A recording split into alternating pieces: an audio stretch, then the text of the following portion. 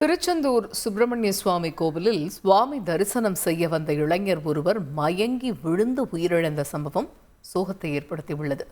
இதுகுறித்த கூடுதல் தகவல்களை எமது செய்தியாளர் பவானியிடம் கேட்கலாம். பவானி, வணக்கம். உயிரிழப்பிற்கான காரணம் என்ன?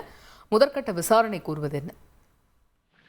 நிச்சயமாக, அதாவது திருச்செந்தூர் சுப்பிரமணிய சுவாமி திருக்கோயிலில் தரிசனத்திற்காக வருகை தந்த இளைஞர் ஒருவர் மயங்கி விழுந்த சம்பவம் பெரும் அதிர்ச்சியை ஏற்படுத்தியிருக்கிறது. அதாவது திருச்செந்தூர் சுப்பிரமணிய சுவாமி திருக்கோயிலுக்கு தினசரி பல்லாயிரக்கணக்கான பக்தர்கள் வருகை தந்து முருகனை வழிபட்டு செல்வது வழக்கம். குறிப்பாக திருவிழா நாட்கள் மட்டும் இல்லாமல் விடுமுறை தினங்களில் சென்னை, கோவை, மதுரை உள்ளிட்ட வெளி மாவட்டங்களிலிருந்தும் மாநிலங்களிலிருந்தும் வருகை தந்து முருகனை வழிபட்டு செல்வார். இந்த நிலையில திருப்பூர் மாவட்டம் கோவிலம்பாளையம் புதூர் அழகுமலை தெருவை சேர்ந்தவர் மனோகரன். இவர் இன்று காலை குடும்பத்துடன் முருகனை வழிபடுவதற்காக திருச்செந்தூர் சுப்பிரமணிய சுவாமி திருக்கோயிலுக்கு வருகை தந்தார். அவருடன் அவருடைய மகன் 28 வயதான பிரகாசமும் வந்திருந்தார்.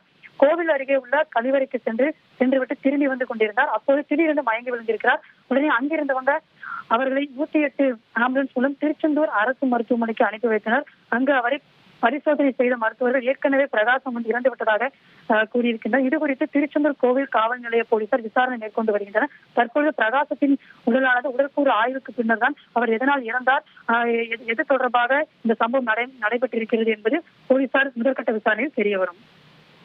நன்றி பவானி. செய்திகளை உடனுக்குடன் தெரிந்து கொள்ள உடனே சப்ஸ்கிரைப் பண்ணுங்க.